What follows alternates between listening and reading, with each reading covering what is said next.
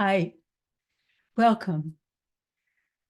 It feels very good to join together and to both retreat from the world and reflect on the world from a Jewish point of view and from a safe space.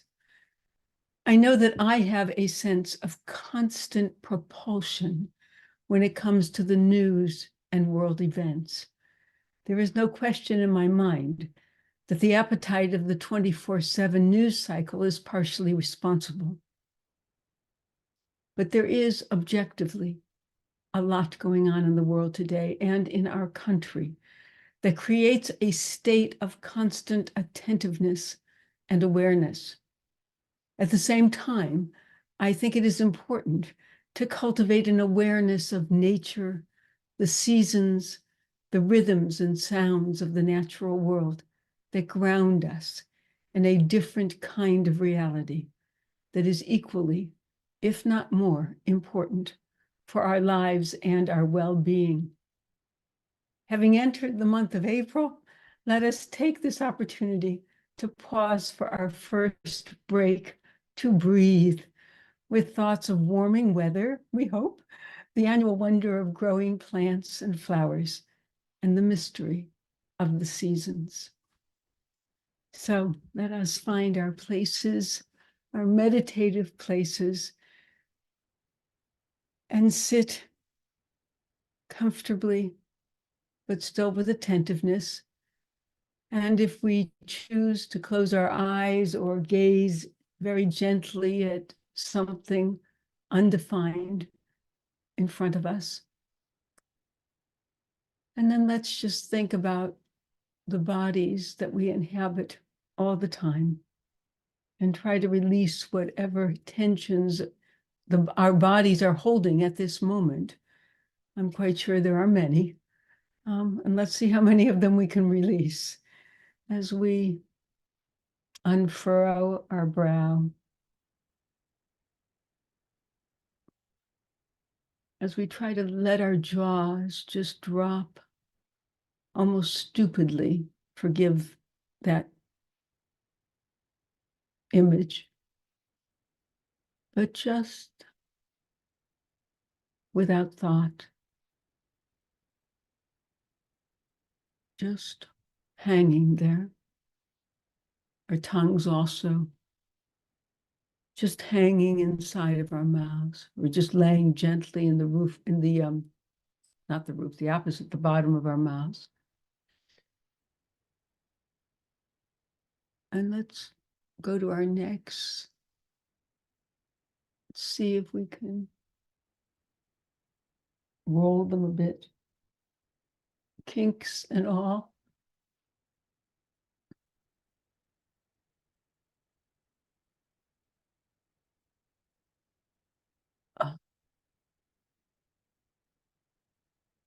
We might pull our heads to one side,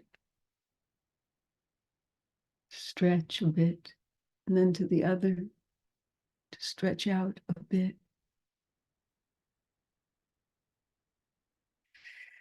Scrunch our shoulders as tightly as we can, and then drop them. And wiggle our arms, flap our arms a bit, our elbows, our forearms. I like to twirl my wrists and kind of wiggle my fingers. And then traveling inside to release any constrictions in the chest. Imagine the digestive system just at rest. Let us untense our tummies. Just let them be, our hips and thighs. Flap our legs a little bit against each other. And twirl our ankles, wiggle our toes. And then let's just bring back our focus to the breath, that miracle of life. As we breathe in, and breathe out. And maybe take a little bit of a deeper breath than we are accustomed to because we're paying attention to it.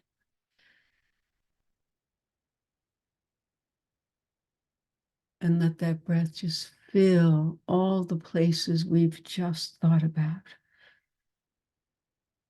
and released so that there's room for more air.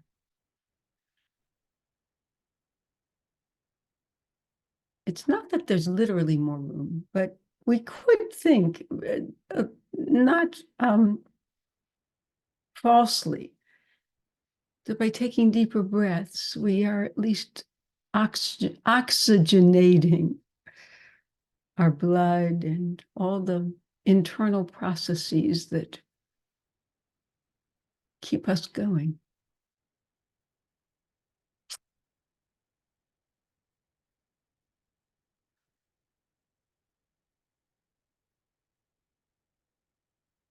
The rhythm of your breath might change from the first one you take and the second and the fourth and the 10th to the ongoing in and out. As we think about it, as we pay attention to it, to that breath coming in, reaching in, going to all of our extremities.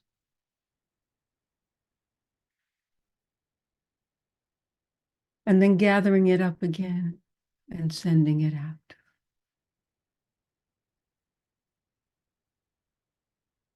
Whatever image works for you is the one you should use.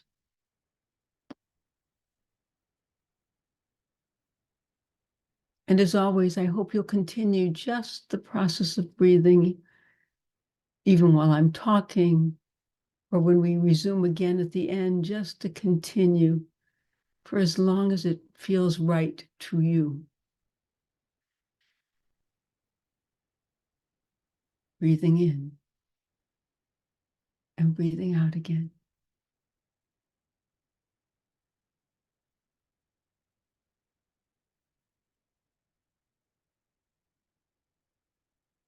And if thoughts intrude, just let them go.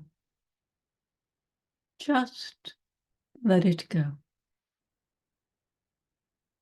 And stay with the breath, with this single moment, second by second. We are here. We are together. This is what we're doing. Just breathing.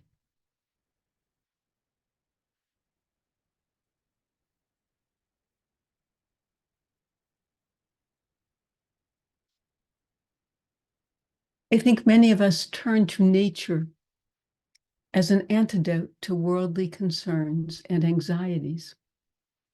Nature suggests a different perspective, a long view, an eternal sensibility even, although that is becoming less sure in our climate-changing environment.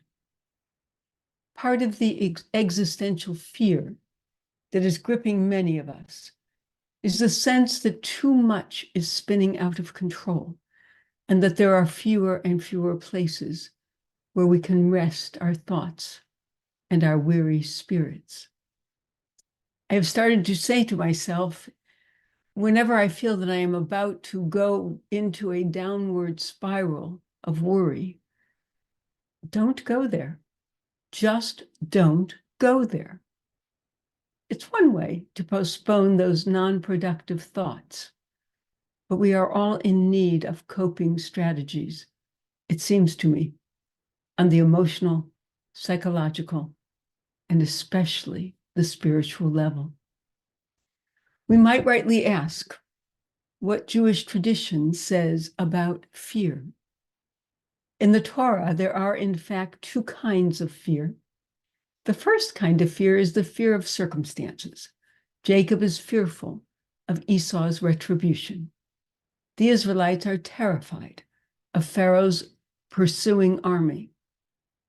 10 of the 12 messengers sent to spy out the land of Israel are too afraid of its inhabitants to enter and conquer it, thus leading to 40 years of wandering in the desert.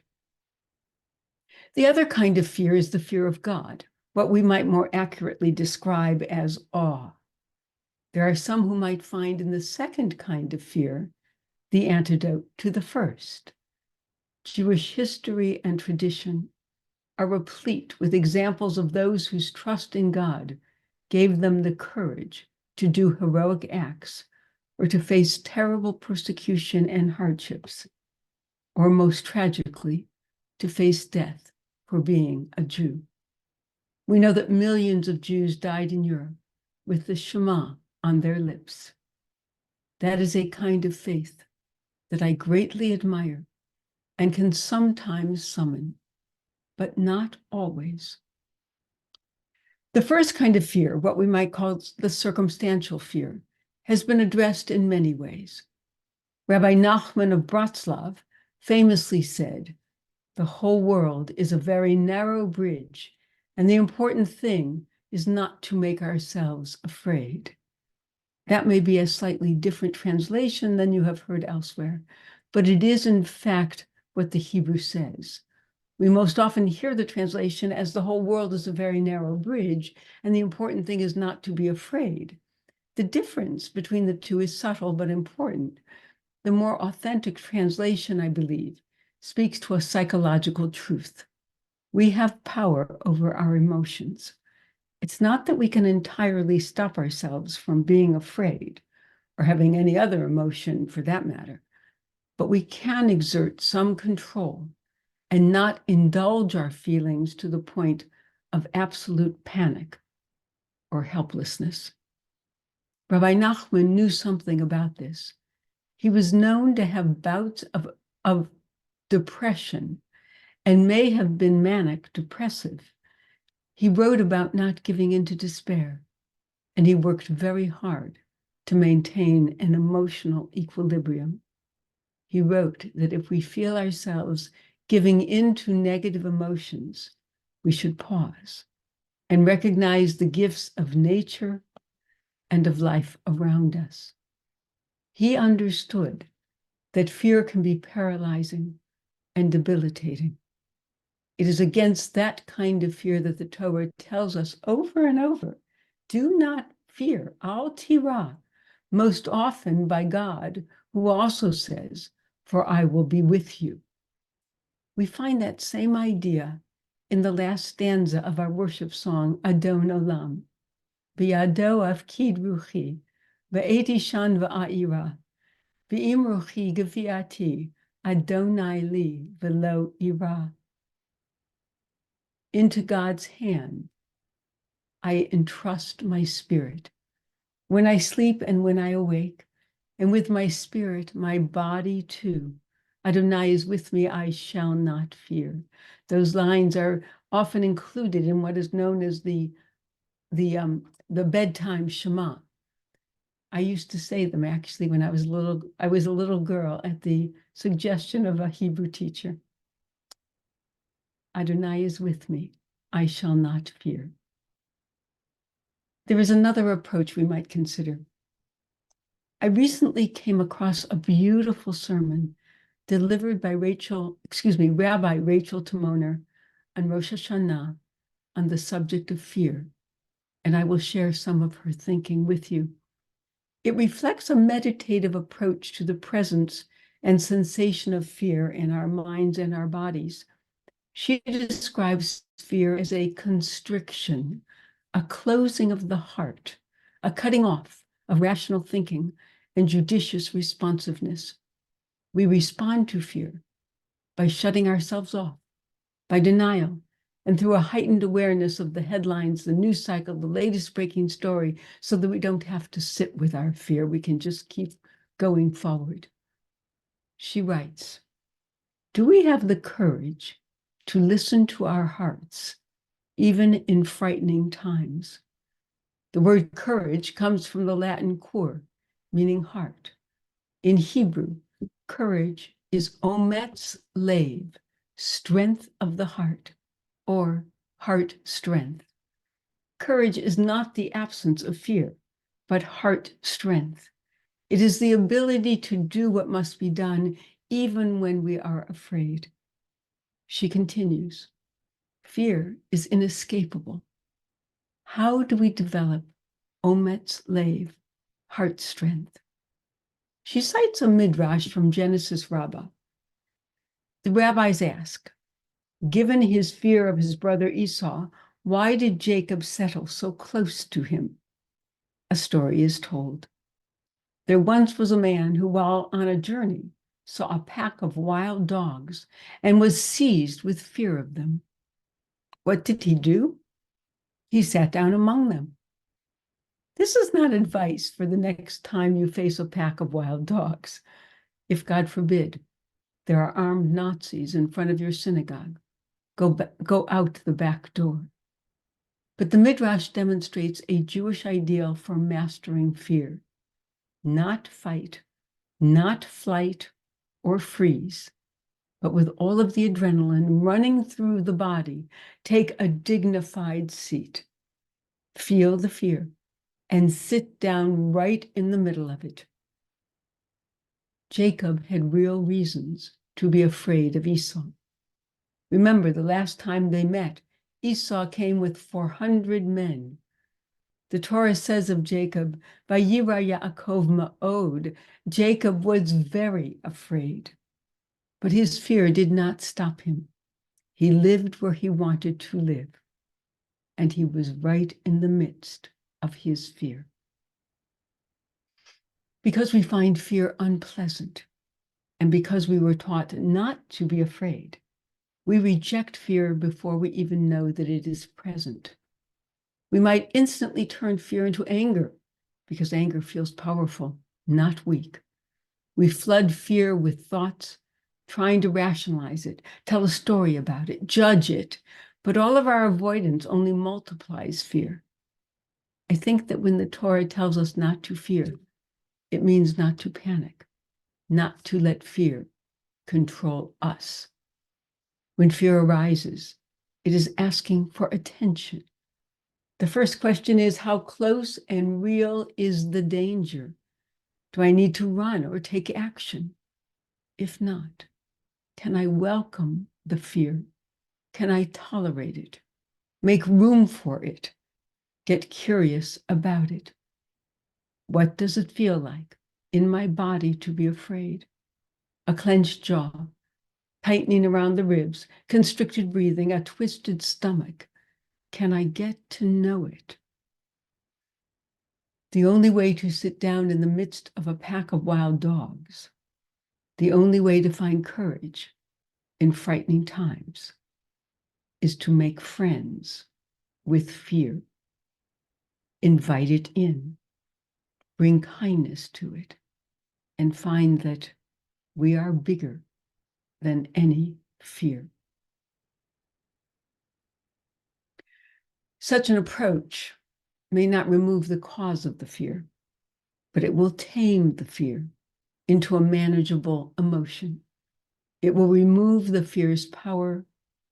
It will bring the terror down to size so that we might be able to function rationally and with equanimity in the face of it.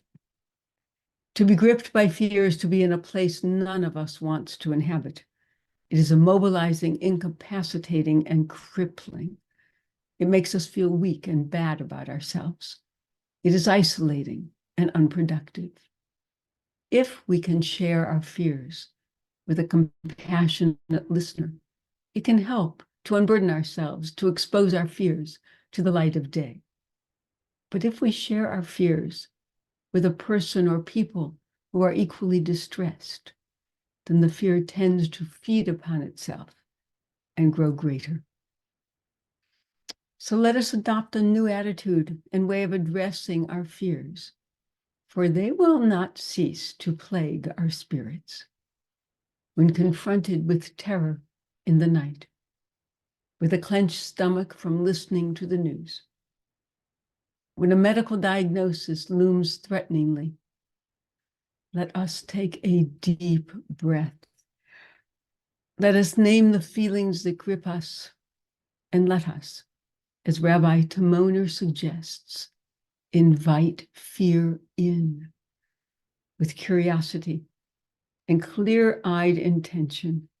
Let us invite our fears to sit next to us, and in so doing, put them into their proper place.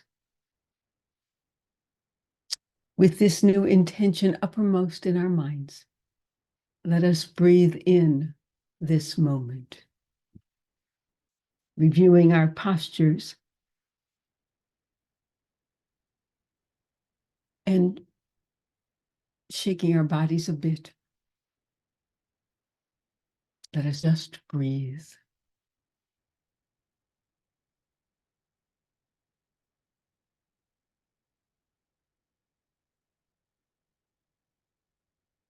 Sometimes, just by adopting a different reality, leaving the reality we were in and coming to this place of meditation, of breathing,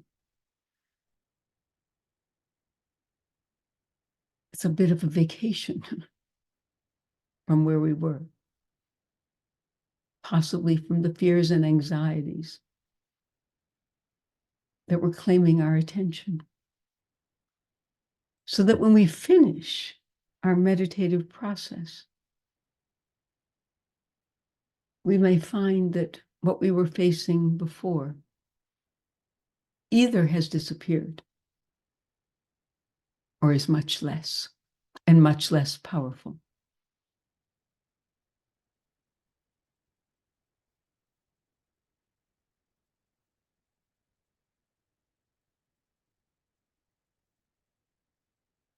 And if your breathing induces a yawn, that is just so normal and natural, because you are bringing a relaxed posture and a relaxed attitude to the day and to your life.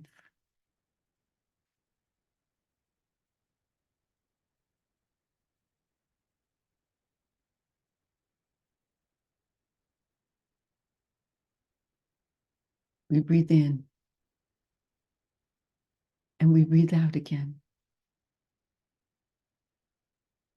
And we just think about that breath going in and going out.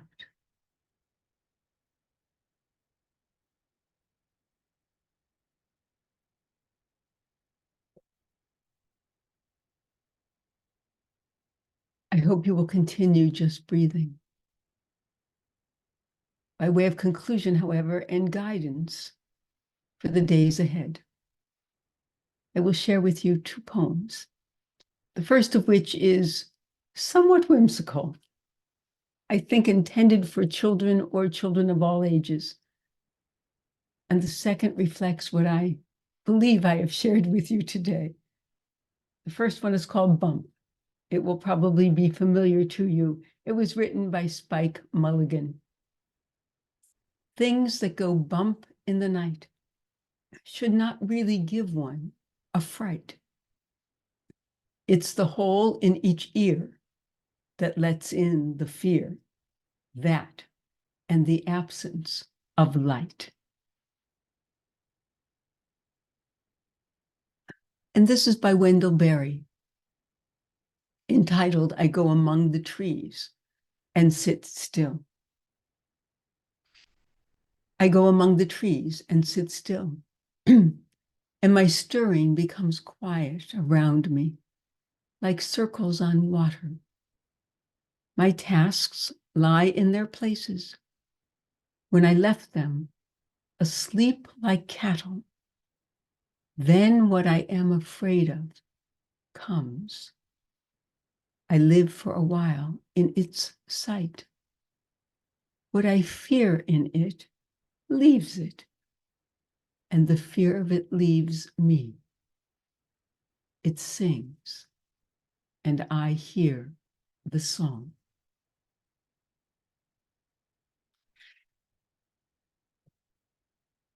I hope that we can learn to hear the song in our fears and drown out the fears with our singing. May the week ahead be one of health and of strength and of moments of respite and repose. And I will see you next time. God bless. Take care.